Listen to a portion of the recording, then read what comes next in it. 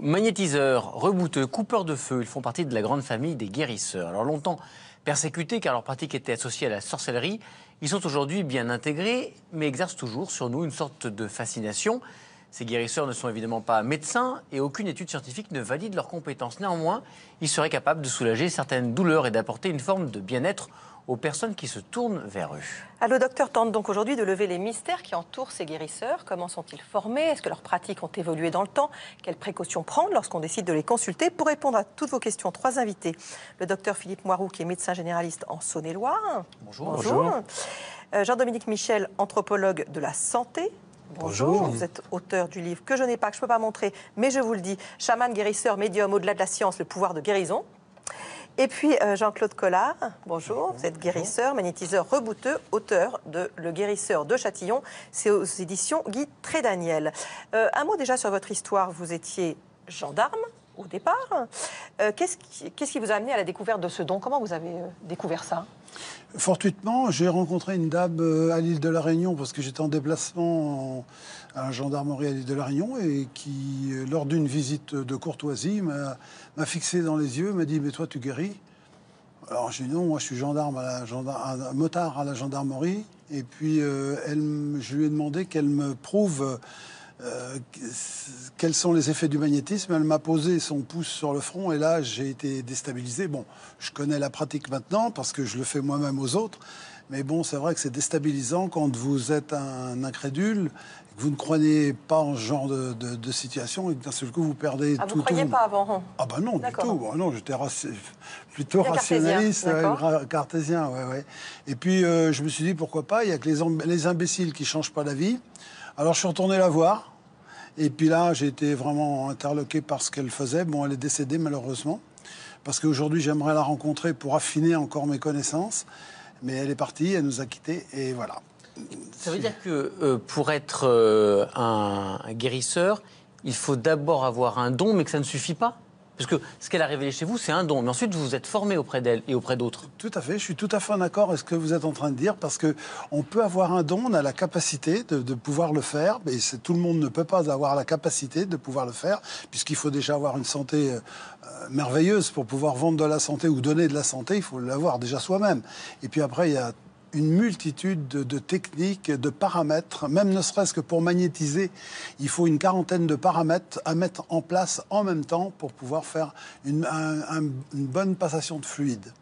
Alors, qu'est-ce que vous répondez lorsqu'on vous dit « Oui, mais le magnétisme, ça n'existe pas, ça n'a jamais été prouvé ». Alors vous le ressentez, vous vous en servez, mais est-ce que c'est embêtant pour vous qu'il n'y ait pas eu des preuves scientifiques? Bien sûr que c'est embêtant, mais bien sûr que je le ressens tous les jours, je fais appel à lui.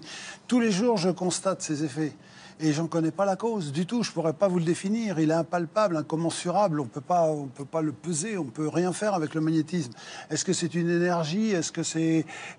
on ne sait pas ce que c'est. C'est une force, on pourrait presque dire une force vitale qui émane de tous les êtres humains, qui peut émaner qui émane des minéraux, qui émane du cosmos. Et tout ça, c'est une force qui nous appartient à tous. D'ailleurs, on a tous du magnétisme, plus ou moins, puisque... Bien sûr. Est-ce qu'on a tous du magnétisme? Pour l'instant, vous qui êtes médecin.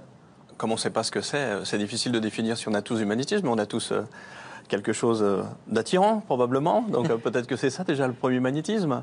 Mais on parlait d'études scientifiques, c'est vrai qu'à part une étude qui est en cours dans le sud de la France qui concerne les effets des coupeurs de feu sur les effets secondaires des cancers du sein, de la radiothérapie liée au cancer du sein, c'est vrai qu'il n'y a pas d'études scientifiques. C'est la difficulté des études scientifiques aujourd'hui, c'est que je pense qu'on base beaucoup d'études scientifiques sur l'evidence-based medicine. Quel est le fait et comment on peut faire pour le démontrer. On s'est rendu compte pour les cures thermales, par exemple, il n'y a pas d'effet scientifique des cures thermales, mais l'effet principal, et la dernière étude qui est sortie sur les cures thermales, montre qu'en fait le bien-être du patient commence à devenir une preuve. Et c'est peut-être ça qui ouvre un peu la voie à ce champ d'exploration de tout ce domaine des magnétiseurs, des guérisseurs. Et vous, c'est en tant que médecin, parce que vous avez constaté chez vos patients parfois des effets positifs, que vous avez commencé à vous dire que ce n'était pas forcément n'importe quoi? Alors, tout à fait. En fait, moi, ce que j'ai remarqué, surtout, si vous voulez, c'est que quand je me suis installé, des lombalgies ou des gens qui sortaient de radiothérapie, comme vous disiez tout à l'heure, me disaient, je suis allé voir le coupeur de feu, et puis je constatais qu'effectivement, la peau avait un autre aspect ou quoi que ce soit. Donc, forcément, ça interroge quand on ferme pas la porte. Et du coup, ça vaut le coup d'aller voir et de se poser des questions.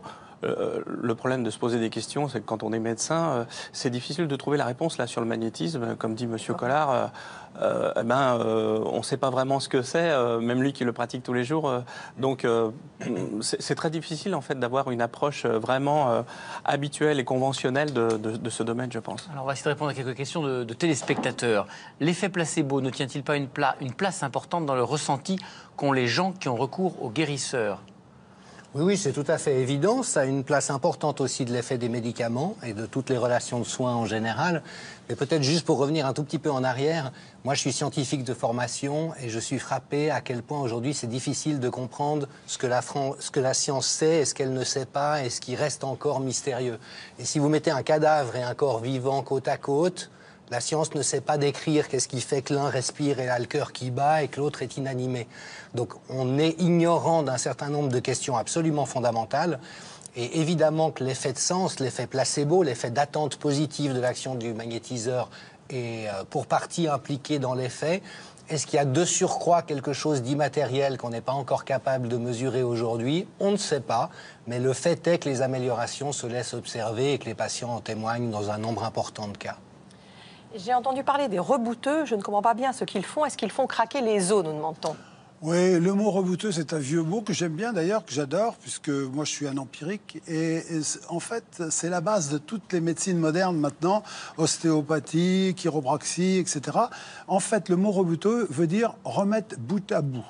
Avant, on remettait les épaules, on remettait les genoux, on remettait dès l'instant où ça se déboîtait. Aujourd'hui, c'est fini et c'est bien que ça soit fini et que les gens passent déjà par les hôpitaux. Bon, souvent, on les revoit après parce que c'est mal fait. Mais là, on travaille plus que sur les ligaments. Séquelles, ouais. Sur les ligaments. Les ligaments et muscles. Voilà, mais la mise en place est toujours bien faite. Alors donc, voilà. Donc, on a gardé le nom rebouteux, mais du reboutement pur, on n'en fait plus. C'est fini. Moi, dans une année, si je vois une épaule par an, un genou, voilà. Maintenant, en ce qui concerne des séquelles d'articulation, que ce soit de l'arthrose, que ce soit de l'arthrite, que ce soit de la périarthrite, que ce soit de la coxarthrose, ça désemplit pas. Ça, on a des rendez-vous tous les jours pour ce genre de choses. Je suis suivi par un rhumatologue pour ma lombalgie, mais par curiosité, j'aimerais voir un rebouteux. Dois-je en parler à mon médecin ? Alors là, ça regarde vraiment, c'est du domaine du patient et du contrat qu'il fait avec son médecin, le contrat moral et le contrat de confiance. Moi, il me semble, en tout cas dans mon exercice, et je parle pour moi, les patients savent que j'ai aucune réticence ni aucune appétence, mais aucune réticence en tout cas, et j'aime bien savoir ce qu'ils ont fait. Moi, je mets un petit mot dans le dossier en disant, va voir son magnétiseur ou son rebouteux. Après, au niveau des indications, c'est là où c'est intéressant de se pencher un peu sur ces domaines, parce que quelqu'un qui est suivi par un rhumatologue, aller voir un rebouteux, je vois pas trop ce que va faire le rebouteux, comme disait M. Collard. C'est remettre bout à bout. Vous savez, c'était le Fernand au fond de sa grange qui remettait les épaules dans les campagnes. Hein. Il y en a encore un petit peu. Moi, je suis dans le milieu rural et on en trouve encore des gens comme ça. Quand on est suivi par un rhumatologue, aller voir un rebouteux, au sens propre du terme, il n'y a pas d'eau à remettre, il n'y a pas d'articulation, il n'y a pas de choses comme ça, si on leur donnait le pouvoir de le faire. Donc, juste parce qu'il s'agit de l'accord du médecin, quand je parlais tout à l'heure des effets secondaires de la radiothérapie, c'est que ces pratiques, dans beaucoup de domaines, doivent être faites en plus du traitement classique, mais bien évidemment pas à la place. Hein, bien sûr. Soit extrêmement clair. Moi, personnellement, je vois beaucoup de gens qui vont voir les rhumatologues où il n'y a pas eu de résultats et avec lesquels j'ai des résultats. Des échecs aussi, bien sûr, mais aussi beaucoup de résultats. Mais est-ce que ça vous rassure qu'un de vos patients soit passé chez un médecin avant de venir vous voir, pour qu'un diagnostic ait été posé? Mais bien sûr, oui. Parce que là, je sais que je ne pars pas à l'aventure. Tout en sachant, excusez-moi, qu'aujourd'hui, en rhumatologie, il y a à peu près 50% des consultations qui n'ont pas de diagnostic. C'est-à-dire que les gens ont mal, mais ça n'entre pas dans les catégories de maladies qui sont répertoriées. Et donc, il y a une douleur dont on ne connaît pas la cause. Et ça, évidemment, que c'est un terrain privilégié pour les guérisseurs ou les pratiques alternatives de santé. Une question pour vous spécifiquement. Quelle région française compte le plus de guérisseurs et comment l'expliquer? Alors, ce sont évidemment les régions rurales, notamment celles qui ont une forte identité régionale. Parce que, effectivement, pendant longtemps, les méthodes scientifiques n'étaient pas disponibles pour l'essentiel de la population. La médecine était réservée à des classes sociales qui pouvaient se l'offrir. Après, quand elle s'est démocratisée et qu'il y a eu les premiers succès de la médecine, c'est devenu un système dominant qui a même cherché à éradiquer la concurrence de manière totalement fallacieuse, en prétendant notamment que les guérisseurs faisaient de l'exercice illégal de la médecine, alors qu'ils n'ont jamais fait de médecine. Donc il y a eu un système de combat pendant un certain temps. Et aujourd'hui, heureusement, on arrive vers des zones plus apaisées où on sait que ces pratiques sont des pratiques de santé et que la médecine ne prend pas en charge l'entier des besoins de santé de la population. Elle a un rôle essentiel et irremplaçable à jouer à un certain endroit. Et donc, dans des régions qui ont gardé des traditions très vivaces, en lien souvent avec des héritages spirituels ou religieux, il y a encore une proximité ou une familiarité avec cet univers. Dans les autres endroits, comme en milieu urbain, les gens y retournent, mais en ayant perdu le contact pendant un certain nombre de générations. Alors, le meilleur terreau, c'est la Bretagne. La Bretagne. C'était les druides? Peut-être. Juste, l'anthropologue que vous êtes, mais où la limite entre le charlatanisme et les guérisseurs? Le curseur, il est où? Alors je dirais qu'il est assez bien défini par le code pénal. Ce qui est réellement problématique, c'est l'abus de détresse et c'est l'emprise. En dehors de ça, je veux dire, la médecine a été très charlatane et elle l'est encore aujourd'hui. Vous connaissez les sorties des professeurs Debré et Evin sur les médicaments. Il semble que 80% des médicaments sur le marché n'ont pas les effets que les laboratoires prétendent et ne répondent pas à la méthodologie scientifique. Donc il y a beaucoup de charlatanerie aussi dans le monde biomédical. Après, pour moi, qu'un guérisseur un peu farfelu fasse miroiter une espérance chez quelqu'un qui est déçu au bout du compte, c'est pas très grave. Ce qui est beaucoup plus problématique, c'est l'abus de détresse, c'est l'exploitation. Et ça aussi, on le retrouve dans différents milieux. Donc c'est vraiment cette catégorie-là qui doit être gardée à l'esprit, parce que là, on est dans des phénomènes très préoccupants. Les méthodes des guérisseurs sont très différentes d'une région à l'autre? Ah oui. Moi, je peux dire que je parcours une partie du monde et même de la planète pour aller rencontrer des guérisseurs, et je rencontre jamais les mêmes choses, jamais les mêmes approches.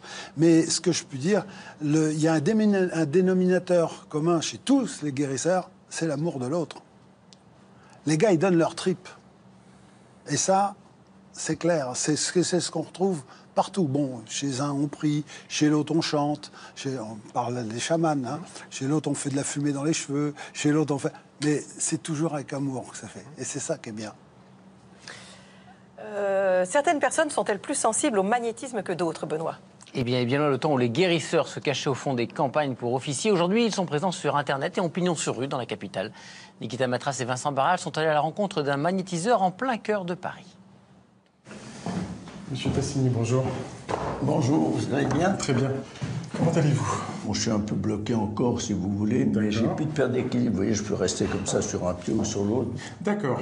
Un matin, je me suis réveillé et j'ai failli tomber dans le couloir. Il a fallu que je tienne le mur à deux mains. J'avais un équilibre vraiment complètement perturbé. Ça ne m'arrive jamais.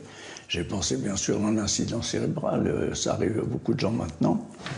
Des vertiges mystérieux que les IRM et les scanners cérébraux ne parviennent pas à expliquer. Alors après avoir consulté son médecin, Raymond a décidé de faire appel à un guérisseur. Il suit aujourd'hui sa deuxième séance. Dans le cou, je ressens un peu de... comme si j'avais des vertiges, si vous voulez. Ça me bouge un peu, hein. C'est parfait, c'est du changement.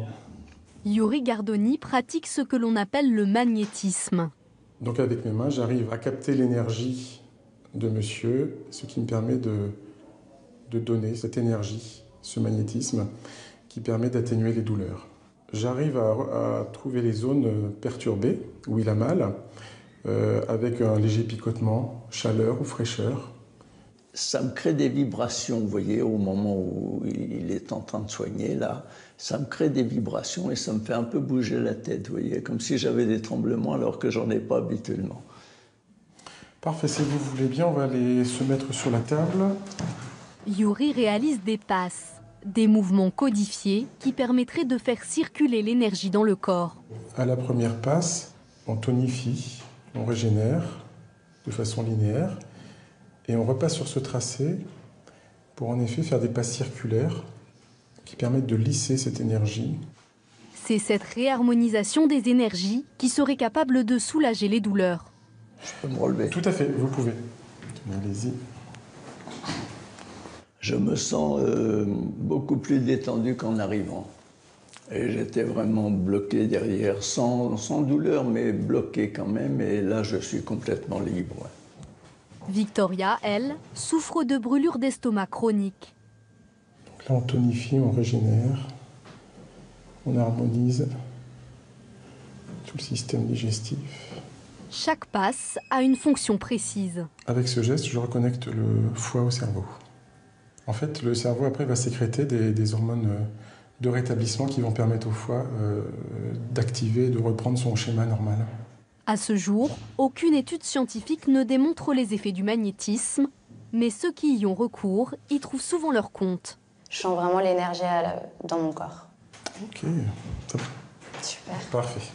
Une séance de magnétisme dure environ 20 minutes. Les tarifs varient entre 40 et 70 € en fonction des guérisseurs et des régions. On va revenir sur les tarifs, on va revenir sur pourquoi vous n'êtes pas tout à fait d'accord qu'il n'y a pas d'études du tout. Juste dans votre cabinet de médecine générale, vous avez constaté auprès de vos patients qui sont allés voir des magnétiseurs, pour quel type de souffrance ils en ont bénéficié? Alors, énormément ce qu'on vient de voir, là, les colopathies fonctionnelles, c'est vrai qu'il y a beaucoup de patients qui consultent. C'est un profil psychologique aussi un petit peu particulier, mais ça donne, a priori, les patients sont soulagés, donc voilà. Et puis, on pourrait penser que ça marche comme marcherait la relaxation. Absolument. Absolument. Peu importe d'ailleurs que ce soit... Oui, tout à fait. Est-ce qu'il n'y a pas une part de ça? Tout à fait. On parlait tout à l'heure de l'effet placebo. Est-ce qu'il n'y a pas une part de l'effet placebo? Ce qui est intéressant, en tout cas, pour moi, c'est que je n'ai pas à leur donner de traitement et qu'ils sont contents. Donc, on n'a pas les effets secondaires, des fois, des médicaments qu'on pourrait prescrire. On parlait tout à l'heure du recueil du professeur Even. C'est vrai que des fois, on se pose des questions quand même quand on prescrit à chaque fois. Donc ça. Et puis, beaucoup quand même, la radiothérapie. Et c'est vrai qu'il y a une association, je crois, de médecins cancérologues qui étudie ça de près, quand même. Les patients, en fait, se passent les numéros de téléphone, si j'ai bien compris, des coupeurs de feu après les séances de radiothérapie. Donc bon, faut pas se voiler la face, quoi. Ça fait quand même longtemps que ça existe. On en a tous vu quand on a fait nos études médicales si on est passé dans des centres de brûlés. Bon, il y a un moment, je sais pas comment ça marche, mais c'est vrai que pour la radiothérapie, pour les femmes, pour les femmes, pour les hommes, pour tous les gens qui ont de la radiothérapie, mais particulièrement les femmes sur les seins, moi j'ai pu voir des choses quand même qui étaient bonnes pour les patientes. Oui, un mot sur les études. Vous disiez qu'on disait qu'il n'y avait pas du tout d'études sur le magnétisme. C'est-à-dire que ça dépend de quoi on parle. Si jamais on fait des enquêtes de satisfaction pour les patients qui eux-mêmes témoignent du fait que ça leur a produit une amélioration ou pas, là, c'est assez systématiquement dans le sens de démontrer qu'il y a un effet. Par exemple, des patients cancéreux ont moins d'effets secondaires des traitements qu'ils reçoivent, ont une meilleure qualité de vie, ont moins de douleurs. Donc là, je dirais qu'il y a des batteries d'études qui vont dans cette direction. Par contre, c'est vrai qu'il n'y a pas de preuves scientifiques selon des méthodologies qui, à l'origine, sont faites pour des produits pharmaceutiques, tout en sachant par ailleurs que la recherche est aujourd'hui, pour l'essentiel, financée par l'industrie pharmaceutique.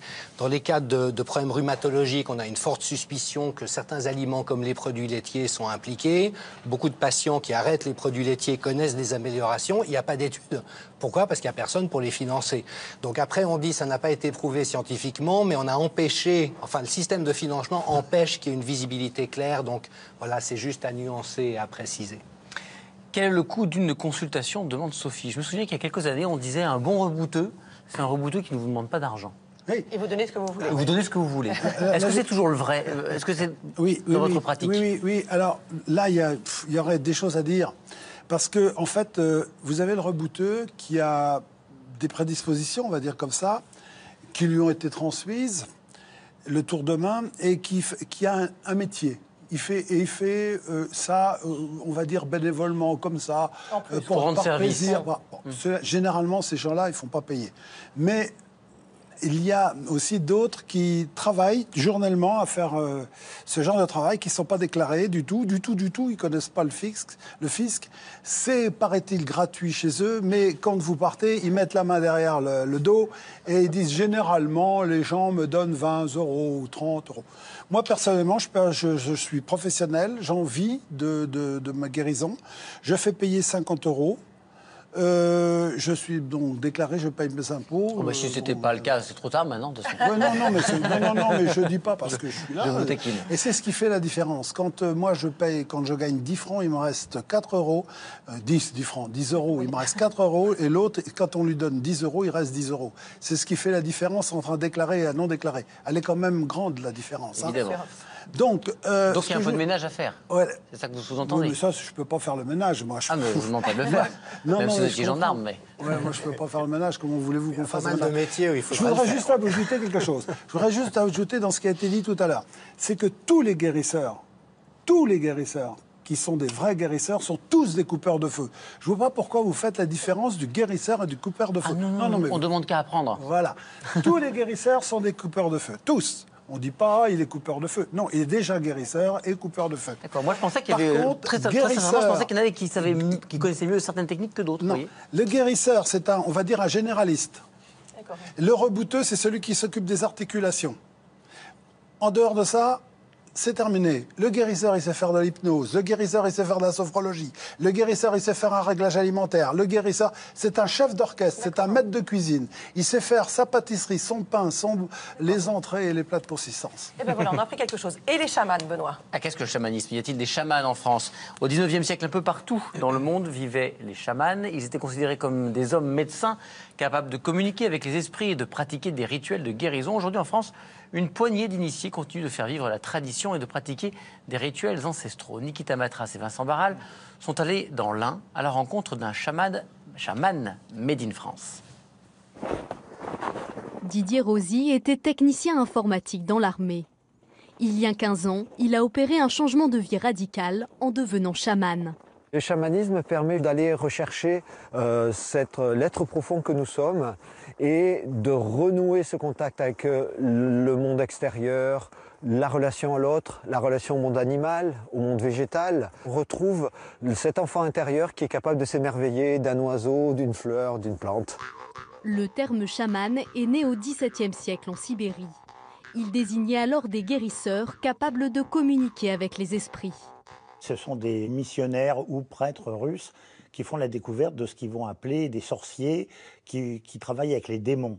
Au XIXe siècle, les choses changent puisqu'on passe d'une idée de sorcier qui travaille avec les démons à charlatan ou psychopathe. Vous êtes là? Salut! Hello! Nous allons expérimenter la grotte de manière à libérer tout ce qu'il y a besoin de libérer. Ça va? Vous n'avez pas trop de fièvre? Un petit peu? Froid? D'accord. Mais encore faut-il pouvoir y accéder. Voilà, attention à la corde, super. Tous se préparent à vivre un voyage chamanique, une expérience à la fois sensorielle et psychologique censée les libérer de leurs angoisses, car pour le chaman, soulager l'âme, c'est aussi soigner le corps. L'exploration de la grotte est une exploration de soi. En fait, dans la grotte, si je tourne en rond dans ma vie, je vais tourner en rond dans la grotte. Il y a des personnes qui font demi-tour. De dire à la personne, dépassez ce passage-là où il y a une peur, dépassez ce moment, et là, une fois que c'est dépassé, c'est libéré. Après un parcours dans l'obscurité, vient le temps du rituel.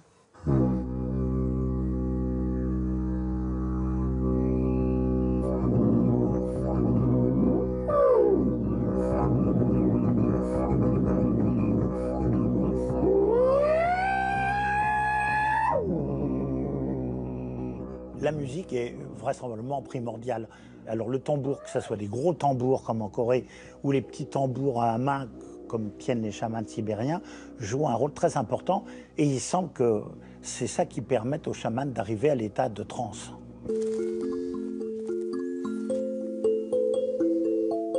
On a tous un rythme dans notre vie et c'est parce que nous ne sommes pas sur notre rythme, nous ne sommes plus sur notre rythme, qu'à ce moment-là, du coup, la maladie peut intervenir. Et à partir du moment où on se remet par le rituel dans notre rythme ou dans le rythme des éléments autour de nous, du coup, on se réaligne par rapport à ça. Après plusieurs heures passées dans la grotte, l'expérience prend fin. Chacun l'a vécu à sa façon. J'ai senti que je faisais une introspection sur ma vie passée, ma vie actuelle et ma vie future. La grotte m'a permis de plus avoir peur du noir et de plus avoir le vertige.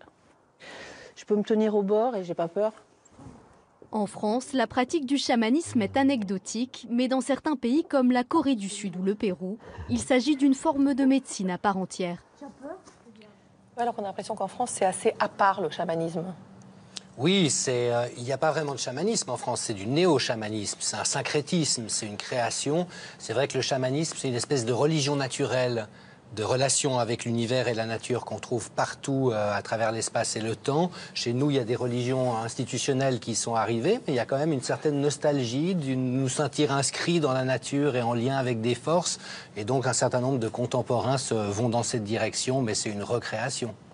Alors, Benoît ? Voilà, Monsieur Collard a proposé de me faire ressentir le magnétisme, c'est ça? Je mets mes mains comme ça. Donc, vous essayez de jouer le jeu. Il est possible que ça ne fonctionne pas, mais c'est rare quand ça fonctionne pas. Je vous promets de jouer le jeu. Je ferme les yeux? Non, on ne se touche pas. D'accord. Et maintenant, déjà, ça y est, vous sentez des fourmis dans les mains. Honnêtement. Honnêtement, oui. Vous sentez? Oui. Maintenant, je m'écarte. Vous sentez toujours? Non. Je reviens. Que d'un côté. Voilà, je ne vous touche pas. Donc, elles reviennent. Ah, elles reviennent. Donc voilà, si vous voulez, le temps, souvent on nous reproche le temps de consultation chez nous.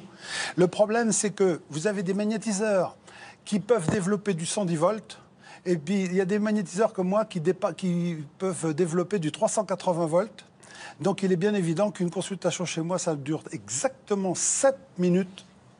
Et en 7 minutes, j'ai réglé le problème. Alors souvent, on me reproche 10 000 volts. Souvent, on me reproche d'être trop rapide, mais je ne suis pas rapide du tout. Ce qui compte, c'est d'envoyer la charge. Très bien, merci infiniment à tous les trois. Merci. Je rappelle votre livre, Le Guérisseur de Châtillon, chez Guy Trédaniel. Merci beaucoup. Demain, on verra quel sport faire pour protéger ou rééduquer son cœur. À demain. À demain. Merci.